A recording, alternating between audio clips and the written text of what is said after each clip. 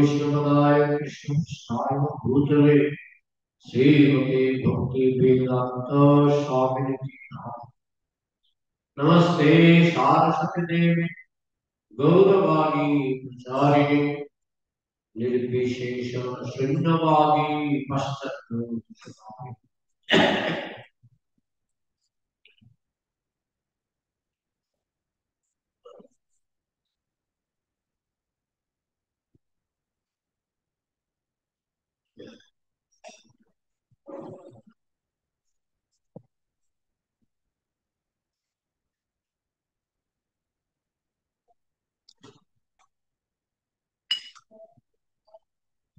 हरे कृष्ण। अनुराग श्रीमद् भागवते तृतीय स्कंदे द्वितीय भाग 30 নম্বর অধ্যায়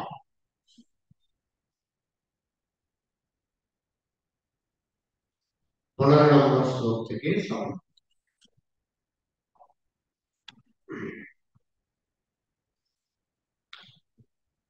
আস্তে অহম আস্তে অবমত্তা উপন্তম গৃহপাল এবারন অময়াব্য প্রদীপ্ত অগ্নি অল্পহার অল্পচেষ্টিত। শব্দার্থ আস্তে থাকে, অবমত্তা উপেক্ষিত ভাবে, উপন্নস্তম যা দেওয়া হয়, গৃহপাল কুকুর এবং মত আহরণ আহার করে। আমায়াবী রোগগ্রস্ত অপ্রদীপ্ত অগ্নি অজীর্ণ রোগাক্রান্ত অল্প স্বল্প পরিমাণ আহার আহার অল্প অল্প পরিমাণ চেষ্টিত কর্মক্ষমতা। শিল প্রভুপাদ কৃত অনুবাদ এবং তাৎপর্য। জয় শিল প্রভুপাদ কি। এইভাবে সে গৃহে ঠিক একটি পোষা কুকুরের মতো থাকে এবং অবহেলা করে তাকে যা দেওয়া হয় তাই সে খায়। অগ্নিমান্দ রুচি আদি নানা রকম রোগগ্রস্ত হয়ে সে কেবল অল্প একটু আহার করে এবং অক্ষম হওয়ার ফলে কোন রকম কাজ করতে পারে না। তাৎপর্য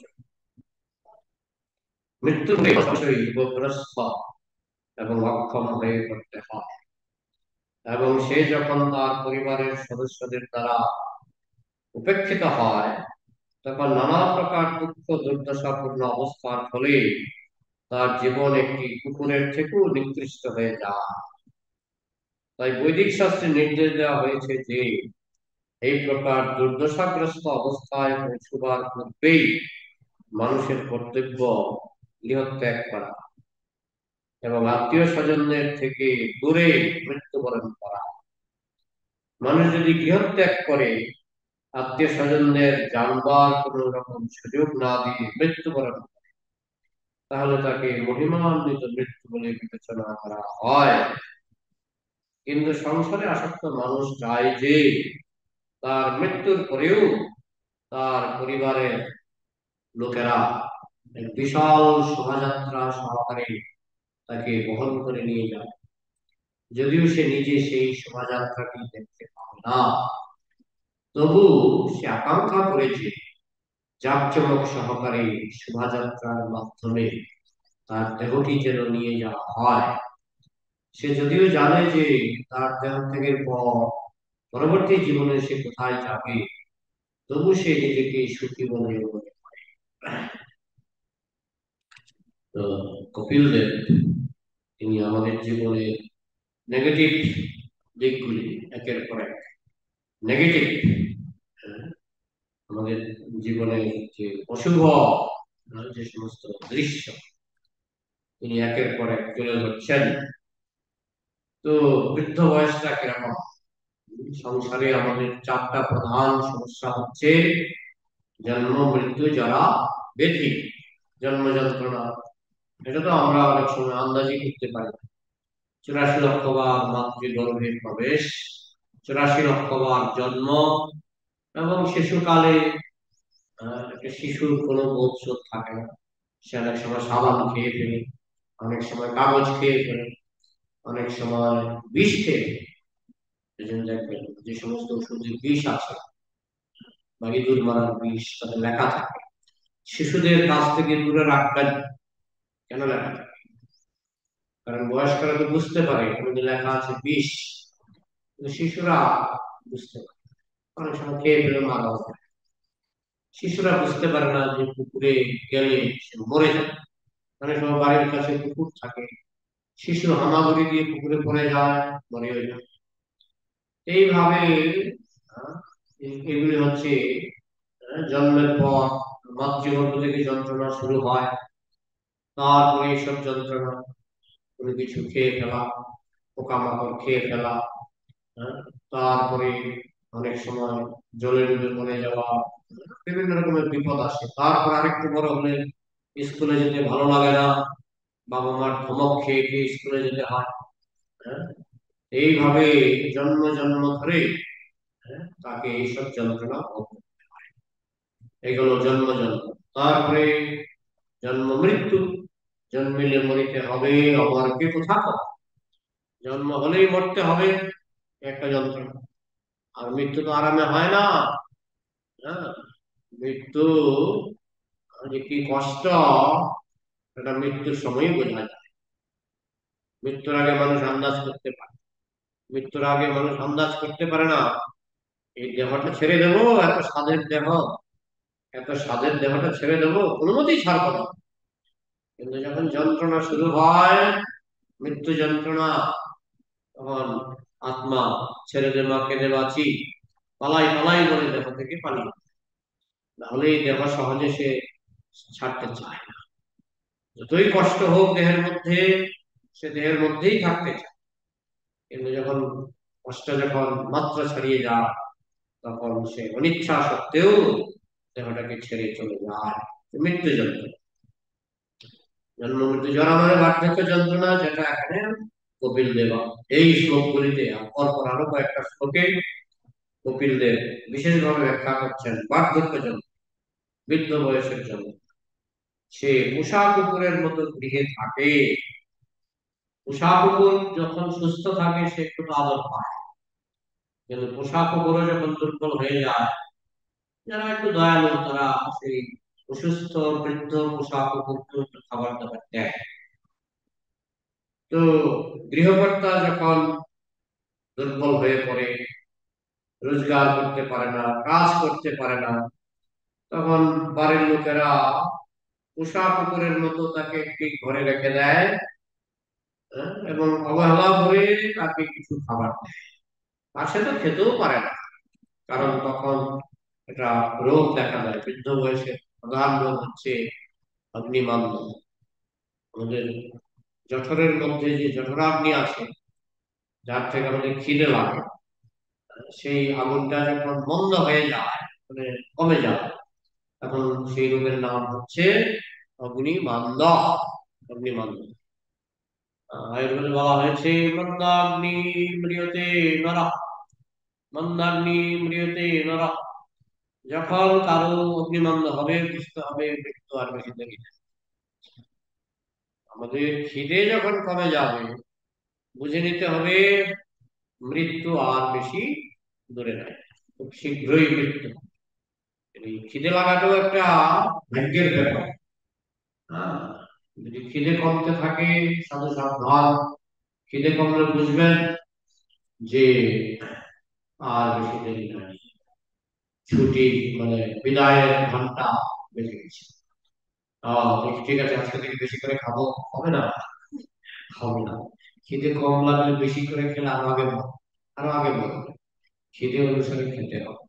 আর খিদে কমলে বুঝবেন আর বেশি দিন নাই, যমরাজের চিঠি চলে এসেছে। এক উকিল মারা গেছিলেন, গল্প, এটা উকিল মারা গেছিলেন, সারা জীবন ওকালতি করেছে।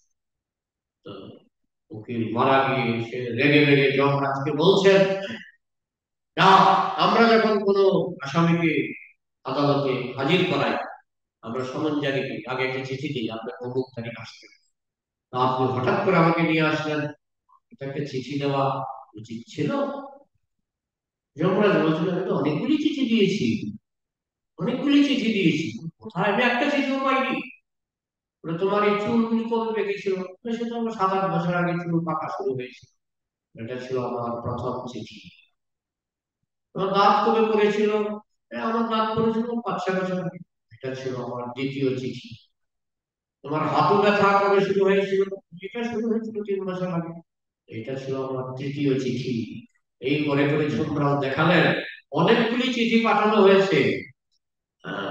মানে মৃত্যুর আগে চিঠি আসে, তবে চিঠি আসতে বাধ্য নয়। আপনি যদি সুস্থ সবল, আমাদের এখানে যে ড্রাইভার, কি নাম, সুমন, আসলো যুবক, এত কর্মঠ, উনি বাবা এক ট্রাক গাড়ি বই নামিয়ে ফেললো একলা। দেখলাম তো, এই যে আমাদের যে 1000 গীতা, গীতার প্যাকেট সব ভাঙিয়ে ফেললো একলা। তার সঙ্গে টানাটানি অন্যরা করেছে, কিন্তু গাড়ির ভিতর থেকে উনি নামাচ্ছে। অবাক হয়ে, এত শক্তি ছিল তার। হঠাৎ করে একদিন শুনি নাই, চলে গেছে, পৃথিবী ছেড়ে বিদায়। কিভাবে বিদায় নিয়েছে সেটা গবেষণার ব্যাপার, কিন্তু বিদায়, বিদায়। এইভাবে আমাদের মৃত্যু সুস্থ অবস্থাতেও হতে পারে। মৃত্যু এমন একটা জিনিস, সুস্থ অবস্থাতেও হতে পারে। আপনি সুস্থ, সম্পূর্ণ সুস্থ, দেখবেন এরকম আমি অনেক অনেক মৃত্যু দেখি। সুস্থ মানুষ, লোকে বলে কাউকে যদি বাজারে এসছে, সুস্থ মানুষ হঠাৎ করে। বেশিরভাগ ক্ষেত্রে যেটা হয় এই দশা, কুকুরের মতো সে ঘরের ভিতরে পড়ে থাকে, অবহেলা ধরে আত্মীয় স্বজন তাকে কিছু দেয়। মানুষ তো অকৃতজ্ঞ, মানুষ ভাবে না আমার জন্য সে কত করলো, কত কিছু করলো, সেটা সে ভাবে না। হ্যাঁ, সে মনে করে যে এই ভুলটা বললে বাঁচি, এই ভুলটা বললে বাঁচি, কিন্তু তারা যে জীবনে কত অবদান রেখে গেছে সেটা অকৃতজ্ঞ মানুষ বুঝতেও পারে না, আর সেটা সে কখনো স্বীকার করে না। কৃতজ্ঞতা বোধ মানুষের নেই। তাহলে কি, এইভাবে সে গৃহে ঠিক একটা পোষা কুকুরের মতো থাকে, এবং অবহেলা করে তাকে যা দেওয়া হয় তাই সে খায়। আর কতটুকুই বা খায়, অগ্নিবান্ধ, খিদে নাই, তাকে দিলেও তো সে খেতে পারে না। এই এক এক মুঠু, এই এক মুঠু। আহ, যারা সৎ মানুষ, সাধু মানুষ, এক মুঠুর অভাব কোথাও হয় না। ত্রিভুবনে ভগবান খুলেছেন অন্নছত্র, এই ত্রিভুবনে ভগবান অন্নছত্র খুলে রেখেছেন। অন্নছত্র বুঝলেন তো? এখানে দেখা যায় না, বৃন্দাবনে দেখা যায় অন্নছত্র। অনেক সময় পাঞ্জাবিরা তারা খুলে অন্নছত্র, জলছত্র। জলছত্রে গেলে আপনাকে একটা বাতাসা দেবে, এক গ্লাস জল দেবে, দেখেছেন এখানে হয়, নাকি হয়? মায়াপুরে হয়। আর অন্নছত্র হলে আপনি যাবেন, আপনাকে এক প্লেট, বৃন্দাবনে আছে, এক প্লেট খাবার ফ্রি দেবে। অন্নছত্র, মহাপ্রভু বলছেন ত্রিভুবনে ভগবান খুলেছেন অন্নছত্র। এই ত্রিভুবনে ভগবান জায়গায় জায়গায় অন্নছত্র খুলে রেখেছেন। অন্নছত্র, সব জায়গায় অন্ন পাবেন, কিন্তু সেটা সবার জন্য ফ্রি নয়। ফ্রি হচ্ছে যারা সাধু। সাধু মানে কি? যারা আচরণ সাধু, ভগবান সে যদি জঙ্গলের ভিতরে থাকে, সেই সাধুর খাবার ভগবান জঙ্গলের ভিতরেও পৌঁছে দেবেন। সেই দুই ভাইয়ের গল্পটা বলেছিলাম, দুই ভাইয়ের গল্প। এক ভাই হলো কৃষ্ণ ভক্ত, আরেক ভাই কৃষ্ণ মানে না, ভগবান মানে না। তো কৃষ্ণ ভক্ত বলছে, আমার কপালে যদি খাবার লেখা থাকে, আমি জঙ্গলে গেলেও আমি খাবার পাবো। তখন বড় ভাই বলছে, তা ব্যাপারটা আমি প্রমাণ করছি, জঙ্গলে গেলেও খাবার পাবো। বড় বড় বড় কথা, বড় বড় ডায়লগ। চল আজকে জঙ্গলে নিয়ে যাবো, তোমরা খাবে না, আমরা পিকনিক করবো, তোকে দেবো, তোকে দেবো। তখন তারা পিকনিকের আয়োজন নিয়ে চাল, ডাল, ছানা, পনির সব নিয়ে বনে গেল। বনে গিয়ে রান্না বান্না করলো, আর ছোট ভাইকে বলছে গাছের উপরে দাঁড়িয়ে দাঁড়িয়ে দেখলো, যা গাছে গাছে উঠে। ছোট ভাইটা গাছে উঠে গেল, আর বড় ভাই এবং তার বন্ধু বান্ধব মিলে নিচে খুব আয়েস করে আহ, পনির পনির সবজি, চাটনি, পায়েস, অনেক কিছু রান্না করবো, পোলাও। তারপরে উপরের দিকে তাকিয়ে দেখুন ছোট ভাই গাছের মধ্যে, এই দেখ কি রান্না করলাম, ভালো ভালো জিনিস, তো ওকে খেতে দেবো না, তোকে কৃষ্ণ খাও, তোকে কৃষ্ণ খাও বলে তখন ছোট ভাই, বড় ভাই সবার জন্য এই শাল পাতা প্লেট আর গ্লাস পেতে দিল। খাবার বাড়লো প্রত্যেক পাতায়। আর যেই খেতে গেল, মুখে তুলতে গেল, হঠাৎ করে বাঘের গর্জন। হ্যাঁ, বাঘের গর্জন, বাঘের গর্জন শুনে শব্দ, খাওয়া ফেলে শব্দ। তো যাই হোক, তার কিছুক্ষণ পরে একজন ডাকাত সেই দিক দিয়ে যাচ্ছিল, দেখছে এখানে কে সুন্দর সুন্দর রান্না করে ধোয়া উঠছে, অন্ন থেকে ধোয়া উঠছে, সবজি থেকে ধোয়া উঠছে, কি সুন্দর রান্না রে, আর খিদেও লেগেছে, চল খেয়ে নি। ডাকাতের সর্দার বলছে, তোমরা তো বোকা, তোমরা জানো এগুলি রাজার চর, রাজার চর ডাকাত ধরার জন্য এইভাবে খাবার রান্না করে খাবারের সঙ্গে বিষ মেখে ডাকাত ধরবার ব্যবস্থা করেছে। তাই তাও হতে পারে, দেখ ওখানে রাজার চর লুকিয়ে আছে কোথাও, দেখ। তখন তাকিয়ে তাকিয়ে চারদিকে তাকিয়ে হঠাৎ করে গাছের উপর দিকে, গাছের উপরে কে আছে? ছোট ভাই। এই নাম, কি নাম? রাজার চর না, আমাদের মারার জন্য খাবারের সঙ্গে বিষ মেখে তুই গাছে উঠে পাহারা দিচ্ছিস না? না না, এগুলো ভালো খাবার। ছোট ভাই বলছে এগুলি ভালো খাবার, হ্যাঁ, এগুলি বিষ টিষ কিছু নাই, খুব ভালো, ভালো খাবার। তুই খা দেখে এই প্লেট থেকে, এই প্লেট থেকে খা দেখি, কি খাবো, এই প্লেট থেকে এই পনির সবজিটা খা। তো সে পনির সবজি নিয়ে খেলো। হ্যাঁ, এই প্লেট থেকে অন্নটা খা, এই প্লেট থেকে চাটনি খা, এই প্লেট থেকে পোলাও খা, সব প্লেট থেকে তাকে খাওয়ানো। সে আর খেতে পারছে না, তার একদম আকণ্ঠ, তার একদম ভুড়ি ভোজন হয়ে গেল, আর তো খেতে পারছে না। না, ঠিকই বলেছে, খাবারগুলোর মধ্যে বিষ নাই। এখন সব ডাকাত মিলে বৈষ্ণবের উচ্ছিষ্টও খেলো, বৈষ্ণবের উচ্ছিষ্টও খেলো, আবার আরো হাড়িতে যা ছিল সব দেখে একেবারে একেবারে ভুড়ি ভোজন করলো ডাকাত, তাকে ছেড়ে দিল। আর সে তো বাড়িতে এসে বড় ভাইয়ের সঙ্গে দেখা করছে, সেটা এমন ভাবে আক্রান্ত ভোজন হয়ে গেছে, সে লড়তে চড়তে পারছে না, বলছে আমার এক্ষুনি ঘুমাতে হবে। বলে কি কি হয়েছে রে? তুই কি করে নামলি?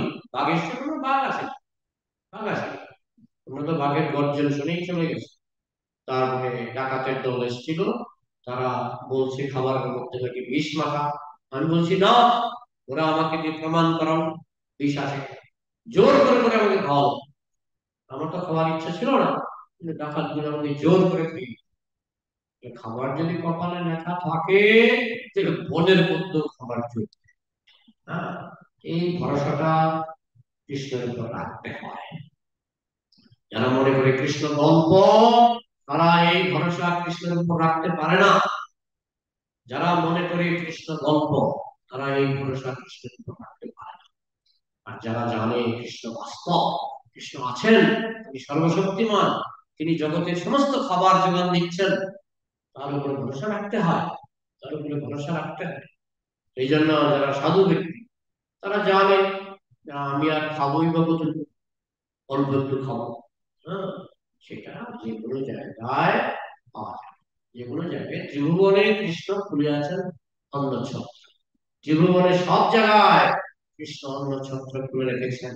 আর আমরা দেখি, আমরা যখন পর্যটনে যাই, হ্যাঁ, আমরা ভাবি এখানে গেলে কি খাবার পাওয়া যাবে, ও চলে আসি, চলে আসি গাড়ির মধ্যে। আমি ট্যাক্সিতে যাচ্ছিলাম, ট্যাক্সি থামিয়ে দাঁড়ান দাঁড়ান বলবো, দাঁড়ান, হ্যাঁ, কি ব্যাপার? বলে আপনি যাবেন আমাকে বলে দিয়েছে, এই জন্য আমি এখানে দাঁড়িয়ে আছি। হ্যাঁ, এই নিন প্রসাদ, নিন। রাস্তার মধ্যে আমরা যেখানে প্রসাদ পাই, সেখানে বাইরের লোক প্রসাদ অনেক সময় পায় না। আমি দেখেছি, একবার রেলে করে আসছিলাম, হ্যাঁ, রেলের মধ্যে আমাকে আমি আমি তো এমনি কম খাই, আমাকে দিয়ে গেল প্রায় 3 জনের অন্ন, সবজি।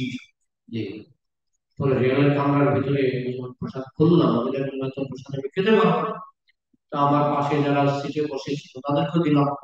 দেখলাম পুরো রেলের মধ্যে একমাত্র যারা ওই অর্ডার করে, অনেক সময় বিক্রি করে না খাবার, তারা একটু মাছ মাংস খায়, কিন্তু বেশিরভাগই দেখলাম ওদের খাবার নেই, এরা চিরা চিরা চিরা মুড়ি নিয়ে বসে আছে। আমি মনে মনে ভাবছি যে আমার নিজের খাবারও হলো, আবার আমি ওর 2-3 জনকে শেয়ার করবো। হ্যাঁ, তবে আমাদের সুযোগ সুবিধাটা অনেক বেশি। হ্যাঁ, ত্রিভুবনে কৃষ্ণ কলি আছে অন্য ছত্র, এটা আমরা খুব হারে হারে টের পাই। হ্যাঁ, কত জায়গায় যাই, কত বিভিন্ন জায়গায় যাই, কোন জায়গায় প্রসাদের অভাব সচরাচর হয় না, সচরাচর হয় না। কিন্তু বেশিরভাগ ক্ষেত্রে কি হয়, সে বৃদ্ধ হয়ে একটা পালিত কুকুরের মতো, সে আহ, ঘরে থাকে, অগ্নিমানন্দ ভোগে। আবার কি, একে তো অগ্নিমানন্দ, আবার অরুচি, অরুচি। একটা বৃদ্ধ দাদা আমাকে বলেছিল, খাবার তো অনেক রান্না করে কিন্তু মুখে দিলে তুলা, মুখে দিলে তুলা, মানে বৃদ্ধ বয়সে কিন্তু রুচি কম। বাংলা ভালো টেস্ট, আমরা অনেক সময় ভাবি ছোটবেলায় যখন মা রান্না করতো কত টেস্ট লাগতো, এখন তো টেস্ট লাগে না কেন? টেস্ট তো সেম আছে, কিন্তু আগের জিহ্বা এখন আর নেই। যে ছোটকালে যে জিহ্বাটা ছিল, সেই জিহ্বাটা এখন আর নেই। ছোটকালে জিহ্বায় নাও মুখে দিতাম, আহ অমৃত, অমৃত। শিশুকালে এমনকি যৌবনে যা মুখে দিতাম অমৃত। আর বৃদ্ধ বয়সে অমৃত মুখে দিলেও মনে হবে রান্নাটা ঠিক মতো হয়নি। হ্যাঁ, মানে বৃদ্ধ বয়সে জিভের ক্ষমতা, জিহ্বার ক্ষমতা কমে আসে, রুচি কমে আসে। এটা হচ্ছে অরুচি। একে অগ্নিমান্দ, জঠরে আগুন নাই, হজম করার শক্তি নাই। ঠিক আছে, হজম করার শক্তি নাই, ভালো করে চিবিয়ে খাও, দাঁত নাই। তৃতীয় অরুচি, রুচি নাই, টেস্ট নাই। হুম। তো এই সমস্ত নানা রকমের রোগের রোগগ্রস্ত হয়ে সে কেবল অল্প একটু আহার করে এবং অক্ষম হওয়ার ফলে কোন রকম কাজই করতে পারে না। তো মানুষ কেন আদর করবে? আগে তো অনেক করেছি, ভুলে গেছে। আপনি আগে কি করেছেন সন্তানের জন্য, স্ত্রীর জন্য? বরং বলে, তুমি আমার জন্য কি করেছেন, সারা জীবনে আমার জন্য কি করেছেন? কৃতজ্ঞতা প্রকাশ করে না। মৃত্যুর পূর্বে মানুষের অবশ্যই রোগগ্রস্ত এবং অক্ষম হয়ে পড়তে হয়, এবং সে যখন তার পরিবারের সদস্যদের দ্বারা উপেক্ষিত হয় এবং তখন নানা প্রকার দুঃখ দুর্দশাপূর্ণ অবস্থার ফলে তার জীবন একটি কুকুরের থেকেও নিকৃষ্ট হয়ে যায়। কুকুরের থেকেও নিকৃষ্ট, কারণ কুকুরের তো মান অপমান বোধ নেই, মানুষের তো মান অপমান বোধ আছে। তো কুকুরকে যদি একটা বকাও দেন, কুকুর কিছু বুঝতে পারে না, অপমান বোধ করে না। কিন্তু খাবারটা দিয়ে গেল, দেওয়ার সময় 3টা কথা শুনিয়ে গেল, হ্যাঁ এত আর পারবো না। হ্যাঁ, তো তখন তার অপমান, এদিকে অপমান, এদিকে অরুচি, সে আর খাবারটা বুঝতে পারছে। হ্যাঁ, তার জীবন একটি কুকুরের থেকেও নিকৃষ্ট হয়ে যায়। তাই বৈদিক শাস্ত্রে নির্দেশ দেওয়া হয়েছে, এই প্রকার দুর্দশাগ্রস্ত অবস্থায় পৌঁছবার পূর্বেই মানুষের কর্তব্য গৃহত্যাগ করা। মানুষের উল্টা ভাবে, উল্টা বুঝে, উল্টা বদলে দাও। মানুষ ভাবে আমি দুর্বল, এখন তো আমার বেশি যত্নের দরকার, এখন তো আমার বেশি যত্নের দরকার, এখন তো আমার গৃহে থাকলে ভালো। এটাই তো মানুষের চিন্তা, না?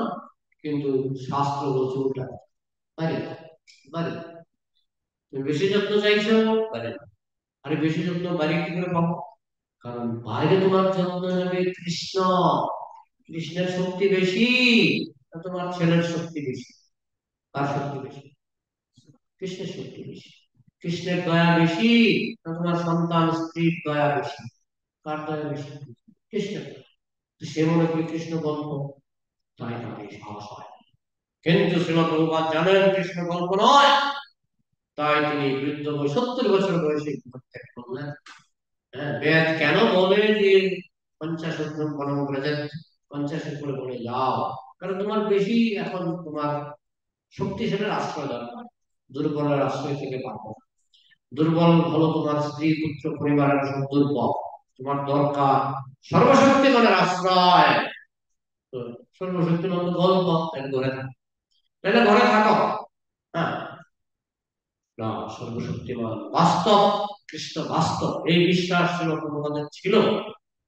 70 বছর বয়সে তিনি প্রভুপাদের ছেলে নেতাজি ইন্ডোর স্টেডিয়ামে যখন প্রভুপাদের শতবার্ষিকী মহোৎসব হলো, প্রভুপাদের ছেলে বক্তৃতা দিয়েছিলেন।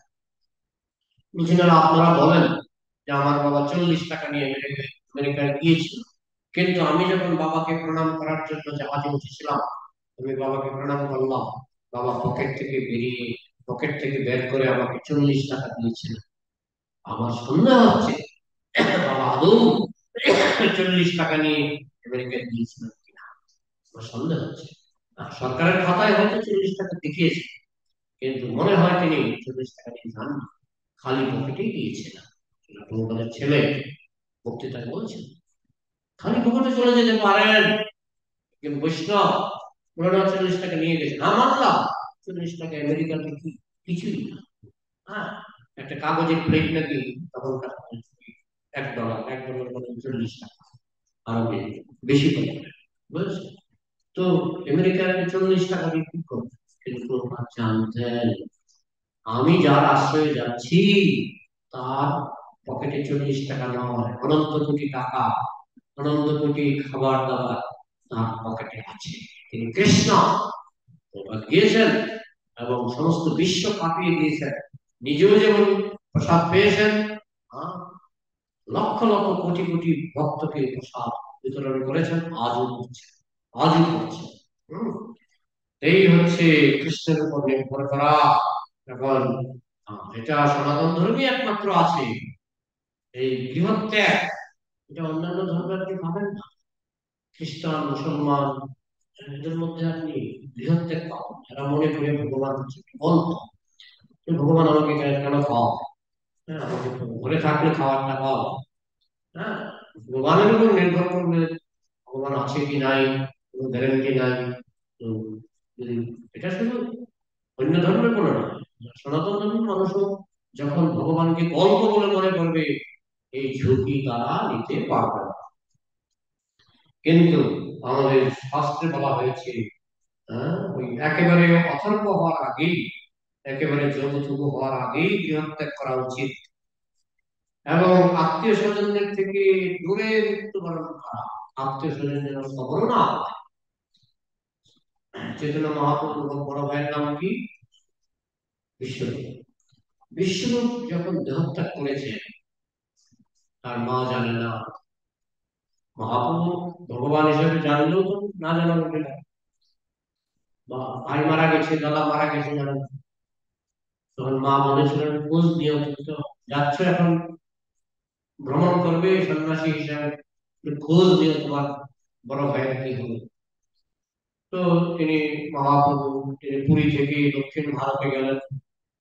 দক্ষিণ ভারত যাওয়ার পথে তিনি মহারাষ্ট্রের পান্ডুরপুর নামক একটা জায়গা আছে, যেখানে পান্ডুরঙ্গ মন্দির, কৃষ্ণের একটা মন্দির পান্ডুরঙ্গ। সেখানে মহাপ্রভু গেলেন। সেখানে গিয়ে বৃদ্ধ মহারাজের সঙ্গে, মহামত মহারাজের সঙ্গে মহাপ্রভু সাক্ষাৎ হলো। এই কাহিনী চৈতন্য চরিতামৃতে লেখা আছে। তো মহাপ্রভু বলছেন, আমার দাদা বিশ্বরূপ, তিনি যে কোথায় দেহত্যাগ করেছেন আমরা কিছু জানি না। তোমার দাদা বিশ্বরূপ, তুমি কোথা থেকে এসছো? আমার জন্মস্থান মায়াপুর, আমার বাবার নাম জগন্নাথ মিশ্র এবং আমার মার নাম সচিমাতা। ও, তুমি জগন্নাথ মিশ্রের ছেলে? আর এই বিশ্বরূপ জগন্নাথ মিশ্রের ছেলে? আমি তো জানতাম না। আপনি কি জগন্নাথ মিশ্রের ছেলেন? মহাপ্রভু বলছেন, হ্যাঁ, আমি নবদ্বীপ গিয়েছিলাম, মায়াপুর গিয়েছিলাম, তোমাদের বাড়িতে বেলা প্রসাদও পেয়েছিলাম। তোমার মা মোচা ঘন্ট বানিয়েছিল, সেই মোচা ঘন্ট আজও আমার জিভ ভাই লেগে আছে। অপূর্ব মোচার ঘন্ট আজে খাইল, আজও সেই মোচার ঘন্ট আজও আমার জিভ ভাই লেগে আছে। খাঁটি ঘি দিয়ে রান্না হতো তখনকার দিনে। হ্যাঁ, আর সচিমাতার রান্না মোচার ঘন্ট, এটা আজও আমার জিহ্বায় লেগে আছে। তো আপনি কি আমার দাদার সম্পর্কে কিছু জানেন? হ্যাঁ, তোমার দাদা এই মন্দিরে দেহত্যাগ করেছিল। তখন মহাপ্রভু বললেন যে যখন কোনো সাধু এমন ভাবে দেহত্যাগ করে যে পৃথিবীর কেউ জানে না সে কোথায় দেহত্যাগ করলো, সেই দেহত্যাগ হচ্ছে ফার্স্ট ক্লাস, সেই দেহত্যাগ হচ্ছে সর্বোত্তম সর্বশ্রেষ্ঠ। যদি লোকে জেনেই ফেললো অমুক মন্দিরে অমুক জায়গায় দেহত্যাগ করেছে, সেটা ফার্স্ট ক্লাস নয়। কে বলেছেন? মহাপ্রভু। আর মানুষ কি জানে? আর আমি যখন দেহত্যাগ করবো, কত ভিআইপি আমার গলায় মালা দিতে আসবে, আমাকে নিয়ে সমস্ত শহর জুড়ে একটা শোভাযাত্রা হবে। হ্যাঁ, প্রভুপাদ বলছেন এই শোভাযাত্রাকে তো তুমি দেখতে পাবে। তুমি তুমি মরার পরে তোমাকে নিয়ে শোভাযাত্রা হচ্ছে মালা পরিয়ে, ও তুমি দেখতেও পাবে না। কিন্তু তাও তবু তার শান্তি। সে ভাবছে আমার মৃত্যুর পরে ভিআইপিরা আসবে, আমার গলায় মালা পরাবে, বা ভিআইপি না আসলো আত্মীয় স্বজন আসবে, আমার গলায় মালা পরাবে, আমাকে নিয়ে শহরে রাস্তায় রাস্তায় শোভাযাত্রা করবে, প্রসেশন করবে। কি সুন্দর দৃশ্য হবে এটা দেখার মতো। আরে তুমি দেখতে পাবে, তুমি দেখতে পাবে। কিন্তু মানুষ ওই যে প্রত্যাশা, মৃত্যুর পরে তাকে নিয়ে কিরকম হবে। হ্যাঁ, অনেকে আমি একজনকে জানি, মৃত্যুর আগেই আমি ব্যাংকে কত লক্ষ টাকা রেখেছি, এটা আমি মৃত্যুর আগে স্পর্শ করব। এই উইলে আমি লিখে দিয়েছি যে এত শত 5 লক্ষ টাকা দেবে, যে আমার সাধ্য যেন ওই টাকা দিয়ে করা হয়। মানে সে টাকা, নিজের সাধ্যের টাকা সে ব্যাংকে রেখে দিয়েছে, উইলে লিখে দিয়েছে যে আমার মৃত্যুর পরে এই টাকাটা শ্রাদ্ধের জন্য যেন খরচ করে। মানে মৃত্যুর পর আমার শ্রাদ্ধটা কেমন হবে, আমাকে কয়জন মালা পরাতে আসবে, কয়জন নিমন্ত্রিত হবে, সব মৃত্যুর আগে সে ভাবে, অনেকে ভাবে। কিন্তু সাধু, এই যে এখানে বলা হচ্ছে, সে কোথায় বললো এই টেরই পাবে না। যেমন পাখি যখন মারা যায়, তো জানে কোন কোন গাছের ডালে মারা গেছে, জানে না। সাধুর মৃত্যুটা, এটা আমার কথা না, এটা চৈতন্য মহাপ্রভু বলছেন, হচ্ছে সর্বশ্রেষ্ঠ মৃত্যু। যাতে আমরা মৃত্যুর পরে আমাকে নিয়ে কি হবে, এটা নিষিদ্ধ নয়। আপনাকে যদি কেউ এসে মালা পরায় বা কেউ যদি আপনাকে নিয়ে সুন্দর ভাবে সমাধিস্থ করে, এটা নিষিদ্ধ নয়, ভালোই। কিন্তু সাধু নিজের পক্ষ থেকে সেরকম প্রত্যাশা বিন্দু মাত্র করে। সাধু মনে করেন আমি যখন মারা যাব, কেউ যদি না জানে সেটাই বেশ, সেটাই সর্বশ্রেষ্ঠ। তো আত্মীয় স্বজনদের জানবার কোন রকম সুযোগ না দিয়ে মৃত্যুবরণ করে, সেটাকেই বলা হয় মহিমান্বিত মৃত্যু। আহ, মহিমান্বিত মৃত্যু বলে বিবেচনা করা হয়। আত্মীয় স্বজন নাই বা জানলো, কিন্তু সাধুরা, সাধুর মৃত্যু সাধুরা জানে, যত্নের সঙ্গে তারা সাধুর অন্ত্যেষ্টিক্রিয়া করে করে। কিন্তু আত্মীয় স্বজনকে জানতে হবে এমন কোনো প্রত্যাশা সাধু করেন না। কিন্তু সংসারে আসক্ত মানুষ চায় যে তার মৃত্যুর পরেও তার পরিবারের লোকেরা এক বিশাল শোভাযাত্রা সহকারে তাকে বহন করে নিয়ে যাবে। মৃত্যুর আগে থেকে তার চিন্তা মৃত্যুর পরে কেমন হবে। অনেক সময় সে একটা লিস্ট তৈরি করে, মনে করেন 300 লোক, 300 লোকের লিস্ট ছেলের হাতে ধরিয়ে দেয় যে আমার মৃত্যুর পরে 300 লোককে শ্রাদ্ধে নিমন্ত্রণ করবি। মৃত্যুর পরে আমাদের প্ল্যান শেষ হয় না। যদি সে নিজে সেই শোভাযাত্রাকে দেখতে পায় না, তবু সে আকাঙ্ক্ষা করে যে জাঁকজমক সহকারে এই শোভাযাত্রার মাধ্যমে তার দেহটি যেন নিয়ে যাওয়া হয়। সে যদিও জানে না যে তার দেহত্যাগের পর পরবর্তী জীবনে সে কি শূকর হবে না কুকুর হবে না বিড়াল হবে, তার তো কর্ম অনুসারে পুনর্জন্ম হবে। সে হয়তো শূকর হয়ে জন্মালো, আর তার দেহ নিয়ে রাজপথে, শহরের রাজপথে জাঁকজমক সহকারে শোভাযাত্রা হলো, কি লাভ? তবু সে নিজেকে সুখী বলে মনে করে, এই চিন্তা করে যে আমার দেহটাকে নিয়ে খুব জাঁকজমক সহকারে শোভাযাত্রা হয়েছে, এটা চিন্তা করে সে মন গলা খায়। এখানে রাখছি, তারা যদি কিছু প্রশ্ন থাকে আলোচনা করা যায়। ঘুম আমারই। রায় আপনাদের প্রশ্ন থাকলে বলতে পারেন। আর এখানে যারা পাঠে উপস্থিত, আপনাদের প্রশ্ন থাকলে বলতে পারেন।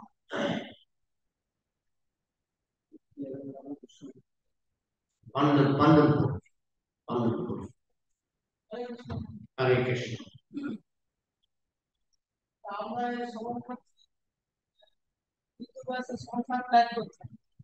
বৃদ্ধ বয়সে সমস্যা, সংসার ত্যাগ করে যেতে হয়। হ্যাঁ, 5 বছর। বৃদ্ধ বয়সে ছেলেরা দেখি সেইটা সংসার উল্টো। সেক্ষেত্রে রেজাল্ট কি আছে? রেজাল্ট এই যে বলে দিয়েছে কুকুরের মতো থাকতে হবে অগ্নিমান্য নিয়ে। হ্যাঁ, বলে আমাকে একটু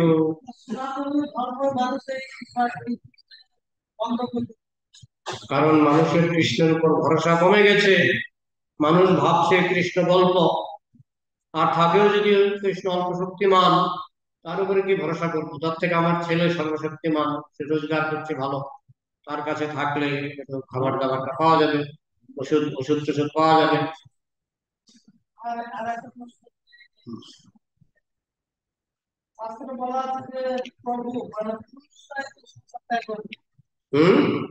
শাস্ত্রে বলা আছে বানপ্রস্থ ছেলেরা যায় না, আর পায়রা তো আনুগত থাকে ছেলেরা, তারা সংসারে কিন্তু তারা রাখতে পারবে, তারা রাখতে পারবে। এটা শাস্ত্রে বলা হয়েছে মহিলাদের সন্ন্যাস নিষিদ্ধ, বানপ্রস্থ নিষিদ্ধ। তার কারণ হচ্ছে সাধু সন্ন্যাসীরা বনে জঙ্গলে ঘুরে বেড়ায়।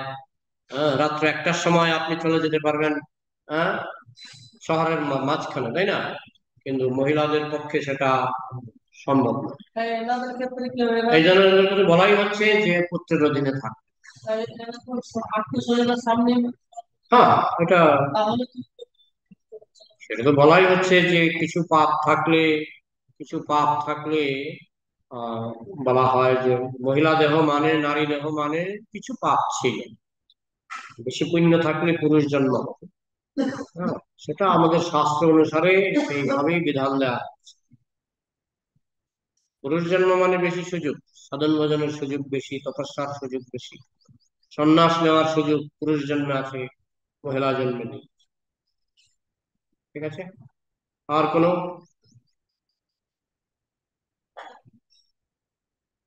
রাখছি তাহলে।